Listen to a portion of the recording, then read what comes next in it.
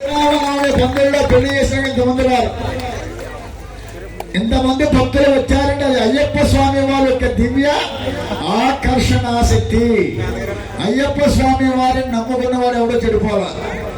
ఆయనకి నమ్మకం ద్రోహం చేసిన వాళ్ళు చెడిపోయారేమో కానీ అనగా దీక్షా విధుల్లో సడలింపులు 10 రోజుల దీక్ష, 5 రోజుల దీక్ష, 11 రోజుల దీక్ష, హైటెక్ దీక్షలో మళ్ళీ అక్రమాలు చేయడం, స్వార్థం, కోపం, అష్టరాగాలు వదలకపోవడం దాన్ని దెబ్బతిన్నారేమో కానీ మనసా వాచా కర్మణ నీవే తిక్కయ్యా నాకు అన్యథా శరణం నాస్తి త్వమేవ శరణం మమ తస్మాత్ కారుణ్య భావేన రక్ష రక్ష హరిహరాత్మజ అన్న వాళ్ళు ఎవరు కూడా చెడిపోలే స్వామి ఉన్నత స్థితికి చేరుకున్నారు.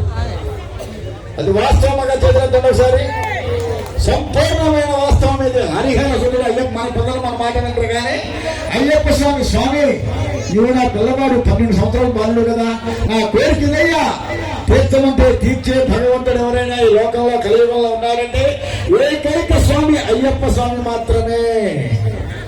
ఎందుకంటే జ్యోతినాడును చూడనమ్మా 15-20 లక్షల మంది అక్కడ ఏకైకృతం ఆకాశం యొక్క చూస్తే స్వామి స్వామి స్వామి స్వామి ధరించిపోతారు ఆ జ్యోతి దర్శనాన్ని చూసి. మరి ఇక్కడ మరో శబరిమల లాగా యార్డు కాబట్టి తట్టుకుంటుంది. ఇంకో ఇల్లు కానీ బల్లారు కానీ అయితే తట్టుకునే కెపాసిటీ లేదు ఇక్కడ.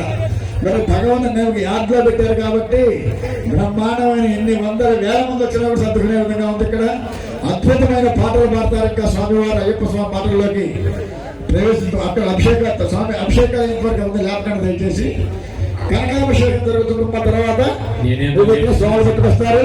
అద్భుతమైనటువంటి పాటలతో మిమ్మల్ని అలరించే స్వామి బాలాజీ స్వామి అయితే అభిషేకము ఇత్యాది ద్వారా నేను కొంత మీ కళ్ళకి ఆనందాన్ని కలిగిస్తా, స్వామి అనుగ్రహాన్ని కలిగించేందుకు నా వంతు నేను ప్రయత్నం చేస్తా. నేను ఎన్నోసారి ఇలా చెప్పాలి కదా. 41వ సంవత్సరం యాత్ర చేస్తున్నాను స్వామి మీ అందరి ఆశీర్వచనాలతో. భగవంతుడి అనుగ్రహంతో నో బీపీ నో షుగర్. అంతకన్నా ఏం కావాలి నాకు?